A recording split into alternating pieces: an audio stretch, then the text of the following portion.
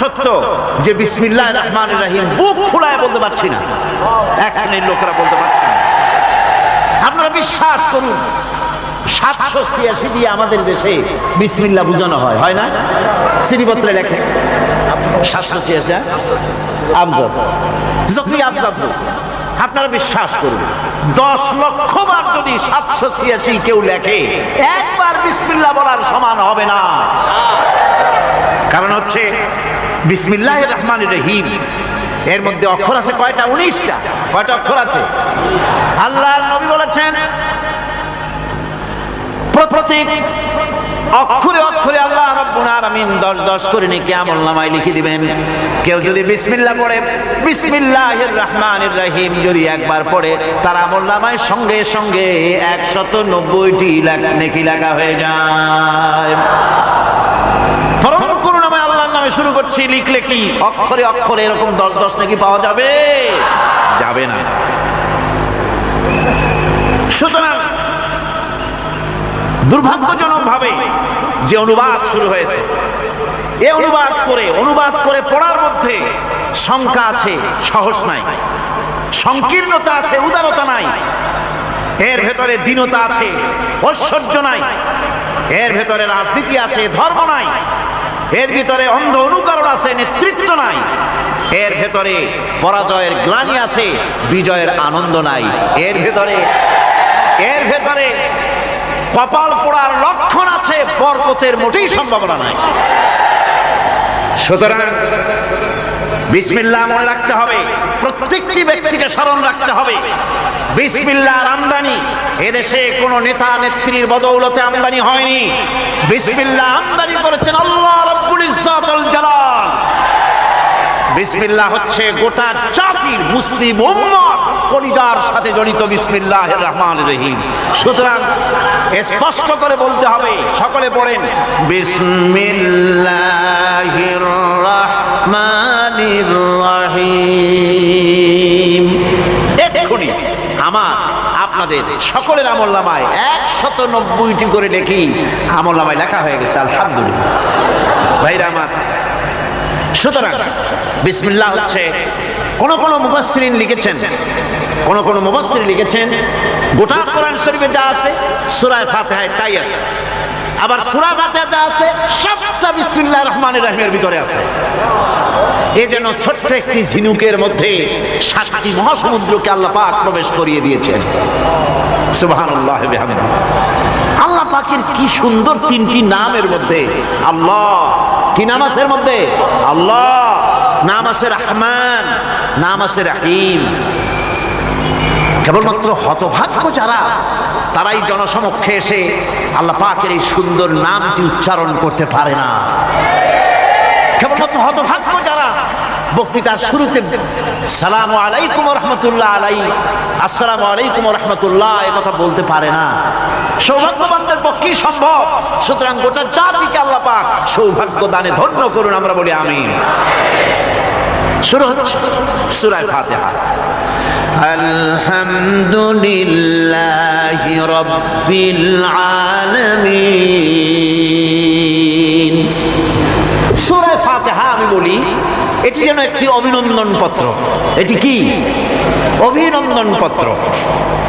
বান্দা দিচ্ছে তার রবকে, রবের ভাষায় শেখানো অভিনন্দন পত্র বান্দা তার রবকে প্রকাশ করছে, দিচ্ছে। অভিনন্দন পত্রে 3টা জিনিস থাকে, আপনারা লক্ষ্য করে শুনলে বুঝতে পারবেন ইনশাআল্লাহ। একবার ভাবুন যে কত বড় কথা 30 পারা কোরআনের মধ্যে যা আছে তার সবটা আল্লাহ পাক তার সারাংশ সূরা ফাতিহায় ঢুকাইছে। তাহলে এটা জিনিসটা কি এটা বুঝতে হবে, এবং সেই ধরনের অন্তর নিয়ে মন নিয়ে বসতে হবে আর বুঝতে চেষ্টা করতে হবে। আমি ধীরে ধীরে আপনাদের সামনে পেশ করব ইনশাআল্লাহ, বিইজনিল্লাহ, বিমাশিয়াতিল্লাহ, বিফদলিল্লাহ। সূরা ফাতিহার মধ্যে আমি বলেছি এটা একটি অভিনন্দন পত্রের মতো। কিরকম? অভিনন্দন পত্রে 3টা জিনিস থাকে। কয়টা জিনিস থাকে? 3টা। প্রথমে থাকে প্রশংসা। অভিনন্দন পত্রের প্রথমে কি থাকে? প্রশংসা। 2 নম্বরে থাকে পরিচয়, 3 নম্বরে থাকে দাবি। প্রথমেই দাবি করা হয় না, এটা ঠিক না। প্রথমেই প্রশংসা। সমস্ত অভিনন্দন পত্র আপনারা দেখবেন, মন্ত্রী আসুক, প্রেসিডেন্ট আসুক, অভিনন্দন পত্র পেশ করা হয়, সুন্দর ভাষায় লেখে, হে সংগ্রামী জননায়ক, গরিবের বন্ধু, জাতির কিছু একটা, এইভাবে করে বহুত প্রশংসা করে তারপরে তার নাম খুঁজে পাওয়াই মুশকিল প্রশংসার ঠেলায়। আপনার আগমনী বার্তায় আমাদের এই চট্টগ্রামের আকাশ বাতাস মুখরিত, আবাল বৃদ্ধ বনিতা আনন্দে উদ্বেলিত, কে কি করবে দিশে করতে পারছেন না, এরকম প্রশংসা। এই প্রশংসা দিয়ে তারপরে বলে আমরা চট্টগ্রাম কলেজের কর্তৃপক্ষ, আমাদের বেড়া নাই, টিন নাই, চাল নাই, ইট নাই, সিমেন্ট নাই, আমাদের এগুলি দাবি। তাহলে প্রথমে গেল প্রশংসা, 2 নম্বরে পরিচয়, 3 নম্বরে দাবি। মূলত এই ভদ্রতা প্রথমে কেউ বলে না, মন্ত্রী সাহেব চিটাগংয়ে আসছেন তো, আমাদের দাবি না মিটাইয়া ঠ্যাং আস্ত নিয়ে ঢাকা ফিরতে পারবেন না, এরকম বলে নাকি? এরকম বললে কিছুই পাওয়া যাবে না। মূলত এই যে ভদ্রতা, এই শালীনতা, এই শিষ্টাচার শিক্ষা দিয়েছে আল কোরআন। সুবহানাল্লাহ বিহামদিহি। বান্দাকে কিছু চাইতে হবে, আর চাওয়াটা শিখাইছেন কে? আল্লাহ। কে শিখিয়েছেন? বান্দাকে একটা বড় জিনিস চাইতে হবে। সেই বড় জিনিসটা কি আজকে বলবো না, ধীরে ধীরে বলবো ইনশাআল্লাহ। একটা বড় জিনিস চাইতে হবে আল্লাহর কাছে। সেই চাওয়াটা কি সেটাও আল্লাহ শিখিয়েছেন। যেহেতু আমরা তো জানি না, বুঝি না, আল্লাহ আমাদের কত মেহেরবান, তার কত দয়া, আমাদের শিখাই দিচ্ছেন কেমনে প্রশংসা করতে হবে, কেমনে পরিচয় দিতে হবে, আর কেমনে দাবি করতে হবে। 3টি জিনিস সূরা ফাতিহার মধ্যে আল্লাহ পাক ঢুকিয়ে দিয়েছেন। সুবহানাল্লাহ। সুতরাং বলা হচ্ছে, আল্লাহ পাক বলছেন আলহামদুলিল্লাহি রাব্বিল আলামিন। সমস্ত প্রশংসা, যাবতীয় প্রশংসা সবকিছু আল্লাহ পাকের জন্য, যিনি রব্বুল আলামিন, যিনি বহু জগতের, অসংখ্য জগতের, যিনি পাল্লেওয়ালা রব, তার জন্যই সমস্ত প্রশংসা। এখন হামদ হচ্ছে প্রশংসা, এর অর্থ হচ্ছে সুন্দরের প্রশংসা। অসুন্দরের কিন্তু কোনো হামদ হয় না, অসুন্দরের হামদ হয় না। হামদ হয় কার? সুন্দরের। সুন্দরের হামদ হয়, প্রশংসা হয়। এই জন্য প্রশংসা করতে হবে আল্লাহ পাক। কোন ফাসিকের প্রশংসা যদি করা হয় আল্লাহ পাক নারাজ হয়ে যান। আল্লাহ পাকের আরশ গোসায় থরথর করে কাঁপতে থাকে। প্রশংসা হবে কেবলমাত্র কার? আল্লাহ পাক। এবং এই প্রশংসা সবটুকু হামদের আগে আলিফ লাম লাগানো হয়েছে। এটা হচ্ছে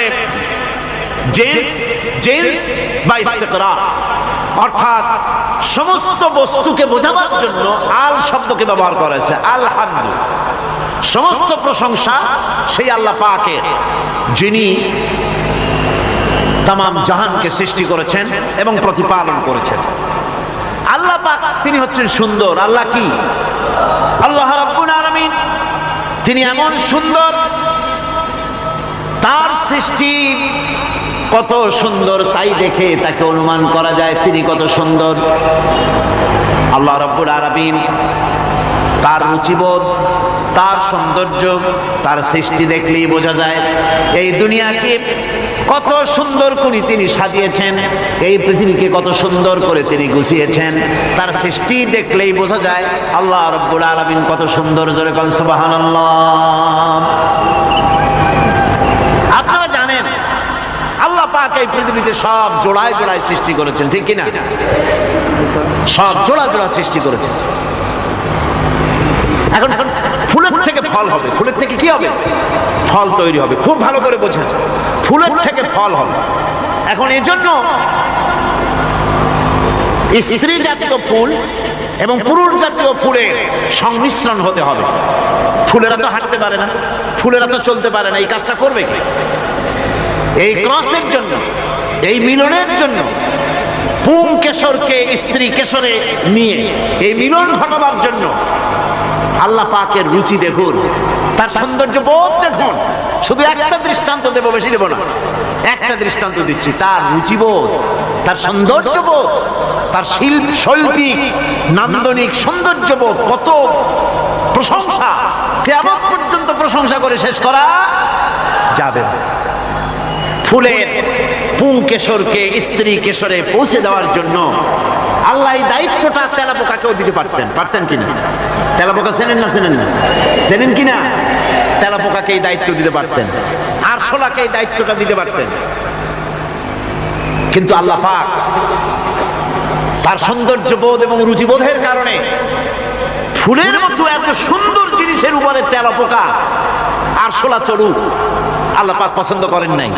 ফুল যেমন সুন্দর, এই দায়িত্বটা আল্লাহ পাক প্রজাপতিকে দান করেছেন এই দায়িত্বটা পালন করার জন্য। ফুলও যেমন সুন্দর, প্রজাপতিও তেমন সুন্দর। আর এই দায়িত্ব বিশ্বব্যাপী পালন করে প্রজাপতিরা। সুবহানাল্লাহ। সুতরাং প্রশংসা হবে সুন্দরের, সেই সুন্দর যিনি আল্লাহ রাব্বুল আলামিন, তার যাবতীয় প্রশংসা সেই আল্লাহ পাক। এখন মানুষের জন্য আল্লাহকে চেনার পথ কি? আলহামদুলিল্লাহ। প্রশংসা করছি কার? আল্লাহর। জোরে বলেন সকলে, কার করছি? আল্লাহ পাকের প্রশংসা করছি। আল্লাহকে চেনার পথ সৃষ্টি, আল্লাহকে সৃষ্টি যদি স্রষ্টাকে চিনতে চায়, মানুষ যদি আল্লাহ রাব্বুল আলামিনকে জানতে চায়, চিনতে চায়, তার পদ্ধতি হচ্ছে তার সৃষ্টিকে জানা। তার সৃষ্টির মাধ্যমেই তাকে চেনা যাবে। আল্লাহ পাক বলেন, আল্লাযীনা ইয়াযকুরুনাল্লাহা কিয়ামান ওয়া কুউদান ওয়া আলা জুনুবিহিম ওয়া ইয়াতাফাক্কারুনা ফী খালকিস সামাওয়াতি ওয়াল আরদ রাব্বানা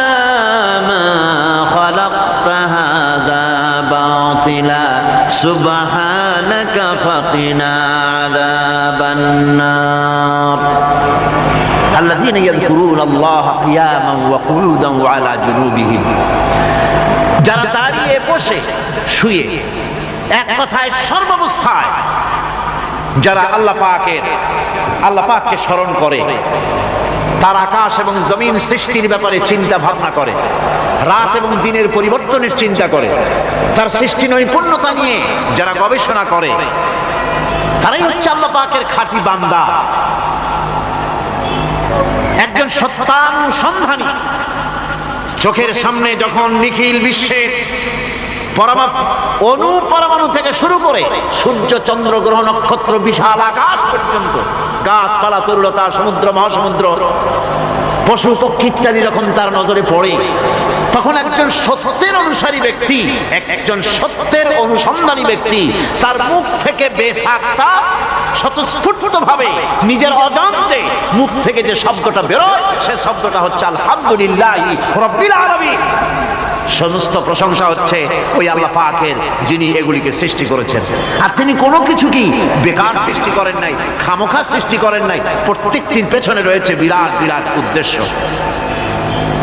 এখানে মানুষের সবচাইতে বড় ভ্রান্তি, মানুষের সবচাইতে বড় ভুল, সেটা হলো এই, দুর্ভাগ্যজনক ভাবে সকল সৌন্দর্যের মহাশিল্পী আল্লাহ পাককে মানুষ ভুলে যায়। তারা প্রশংসা করে নদীর, প্রশংসা করে নারীর অঙ্গ প্রত্যঙ্গ নিয়ে তারা কবিতা লেখে, নারীর সৌন্দর্য নিয়ে কবিতা লেখে, সাহিত্য রচনা করে, সূর্য নিয়ে, চন্দ্র নিয়ে, চাঁদের মায়াবী জ্যোৎস্না নিয়ে, এর সুন্দর সুষমা নিয়ে কবিতা লেখে, প্রজাপতির রং দিয়ে গান তৈরি করে, ফুলের সৌন্দর্য এবং তার সৌরভ দেখে মানুষ পাগল হয়ে যায়। এগুলির পিছনে গান, সাহিত্য ইত্যাদি কবিতা রচনা করে। কিন্তু এই সৌন্দর্য যিনি সৃষ্টি করেছেন সে আল্লাহ পাককে বেমালুম ভুলে যায়। সেই জন্যে স্রষ্টার প্রশংসা করতে হবে। আল্লাহ পাক শেখাচ্ছে, শুরুতেই শেখাচ্ছে আলহামদুলিল্লাহি রাব্বিল আলামিন। পড়েন সবাই, আলহামদুলিল্লাহি রাব্বিল আলামিন। এখানে আল্লাহ প্রশংসা কার? বলুন কার? আল্লাহ নয়, আল্লাহ পাকের প্রশংসা। আল্লাহ হচ্ছে ইসমে জাত। আল্লাহ কি? ইসমে জাত। কোন ধরনের অনুবাদ দিয়ে আল্লাহ শব্দের ব্যাখ্যা বোঝানো যাবে না। আল্লাহ এটাকে যদি সৃষ্টিকর্তা লেখা হয় তাহলে আল্লাহ শব্দের হক আদায় হবে? সৃষ্টিকর্তা বলতে তো বুঝাই যায়, তা তো আছে খালেক, সৃষ্টিকর্তা। এই জন্য আল্লাহ পাকের একটা সিফাতি নাম আছে না, সে নাম কি? খালেক। আল্লাহ, এটা কি কোনো অনুবাদ সৃষ্টিকর্তা বলে বোঝানো যাবে না। আল্লাহ হচ্ছেন এমন, পৃথিবীতে যত ধর্মের লোকেরা তাদের স্রষ্টাকে ডাকে, কেউ বলে ভগবান, কেউ বলে ঈশ্বর, কেউ বলে পরমেশ্বর, কেউ বলে বিধাতা, কেউ বলে গড, কেউ বলে জিহ্বা। বলেন এরকম? কথা না বললে বুঝি কি বলে। এর প্রত্যেকটি শব্দের প্রতিশব্দে স্ত্রীলিঙ্গে অন্য শব্দ আসবে। ভগবান বললে কি হবে? ভগবতী। ঈশ্বর বললে ঈশ্বরী। পরমেশ্বর বললে পরমেশ্বরী। বিধাতা বললে বিধাত্রী। গড বললে গডে যাবে। এখন গড আরো বেকায়দা। গডটারে যদি উল্টায় দেন, এমন সর্বনাশ হবে যা বলার মতো না। আর এই শব্দ দিয়েও বোঝার উপায় নাই যে তারা কি বলতে চায়। শব্দকে খণ্ডিত যদি করা হয় তাও বোঝা যাবে না যে কি বলতে চায়। অথচ আল্লাহ পাক হচ্ছেন, আল্লাহ পাকের নাম হচ্ছে এমন একটি নাম, আমাকে যদি কেউ বলে যে অন্য কোনো ব্যাখ্যা চাই না, আল্লাহ দিয়ে আল্লাহরে বুঝায় দেন, তো আল্লাহ দিয়ে আল্লাহরে বুঝানো যাবে। এরকম কোরআনে কারিমের মধ্যে আল্লাহ আয়াতে কারিমা সেট করে রেখেছেন। সুবহানাল্লাহ। যদি আপনারা বলেন আমাকে যে আল্লাহ দিয়ে আল্লাহর পরিচয় করায় দেন, তো আমি বলবো আল্লাহ রাব্বুল আলামিন কোরআনে কারিমের মধ্যে বলেছেন, আল্লাহু লা ইলাহা ইল্লা হুয়াল হাইয়ুল কাইয়্যুম। কোন সূরা আছে? কোন আয়াতে? আয়াতুল কুরসি। পড়তে ইচ্ছা করে না? পড়েন আমার সাথে। আল্লাহু লা ইলাহা ইল্লা হুয়াল হাইয়ুল কাইয়্যুম। আল্লাহ হচ্ছেন তিনি, যিনি ছাড়া কোনো উপাস্য নাই, কোনো ইলাহা নাই, কোনো মাবুদ নাই, যিনি ছাড়া আর কোনো ইবাদতের মালিক নাই। আর যিনি হচ্ছেন সদা জাগ্রত চিরঞ্জীব, সার্বভৌমত্বের একচ্ছত্র মালিক, যিনি সদা জাগ্রত চিরঞ্জীব, তিনি হচ্ছেন আল্লাহ। এখন কেউ যদি বলেন আল্লাহ অক্ষর কি, এক একটা অক্ষর বাদ দিয়া আল্লাহরে চিনায় দেন, তাও চিনানো যাবে। আল্লাহর প্রথম অক্ষর যদি বাদ দেন কি থাকবে? কোরআনে কারীম বলছে তা দিয়েও বোঝা যাবে। লিল্লাহি মা ফিস সামাওয়াতি ওয়া মা ফিল আরদ। আল্লাহ হচ্ছেন তিনি, যার জন্য আকাশ আর জমিন, আকাশ এবং জমিনের একচ্ছত্র মালিক। এর মাঝখানে যা কিছু আছে সব কিছুর মালিকানা যার হাতের মুঠায়, তিনি আমার আল্লাহ। তিনি কে? আল্লাহ। এরপরে যদি বলেন আর একটা নাম ছেড়ে দেন, আলিফ সাল্লাম একটা নাম ছেড়ে দিলাম, তাহলে কি থাকলো? লাহ থাকলো, দুইটা অক্ষর থাকলো লাহু। এই লাহু দিয়েও আল্লাহ রাব্বুল আলামিনের সিফাতকে, তার গুণকে বোঝা যাবে। লাহু মাকালিদুস সামাওয়াতি ওয়াল আরদ। আল্লাহ পাক বলেন আসমান এবং জমিনের রিজকের চাবিকাঠি আল্লাহ পাকের হাতে, যাকে খুশি তিনি পর্যাপ্ত রিজেক দান করেন। কেউ যদি বলেন লামটাও ভালায় দেন, লামটাও ছেড়ে দেন, দিলাম নাম একটা ছেড়ে, থাকলো কি? একটা অক্ষর থাকলো হু। এই হু দিয়ে আমার আল্লাহরে চেনা যাবে। ওয়া হুয়াল গফুরুল ওয়াদুদুল আরশিল মাজিদ ফাআলুল লিমা ইউরিদ। আমার আল্লাহ হচ্ছেন তিনি, যিনি ক্ষমাশীল, যিনি দয়াবান, যিনি বান্দাকে মহব্বত করেন, যিনি হচ্ছেন আরশে আজিমের মালিক। যা তিনি হচ্ছেন সেই মহান সত্তা, যিনি যা খুশি তাই করবেন। সুতরাং আল্লাহ হচ্ছেন এমন এক লফজ, এমন এক নাম, এমন এক ইসমে জাত, যার কোনো বিকল্প নাই, যা অনুবাদ করে আল্লাহকে স্রষ্টা বললে এটা সারবে না, সৃষ্টিকর্তা বললে সারবে না। আল্লাহ পাকের নামের বিরাট বিশাল ব্যাপক অর্থ রয়েছে। সুতরাং আল্লাহকে আল্লাহই বলতে হবে। আল্লাহকে কি বলতে হবে? আল্লাহ আল্লাহ আল্লাহ। কত মজাই নামে, সুবহানাল্লাহ বিহামদি, কত মজাই নামে। আল্লাহ রাব্বুল আলামিন বলেন, আমরা শুরু করছি সূরা ফাতিহা। অভিনন্দন পত্র দিচ্ছি, কারে দিচ্ছি? আল্লাহ পাককে দিচ্ছি। সেখানেও ভাষা দিয়ে রব্বুল আলামিন বলেন প্রশংসা করো, আলহামদুলিল্লাহি রাব্বিল আলামিন। সমস্ত প্রশংসা আল্লাহ পাকের, যিনি হচ্ছেন রব। যিনি কি? রব। এখন এই রব শব্দের বাংলা অর্থ করা হয় প্রভু, লালনকারী।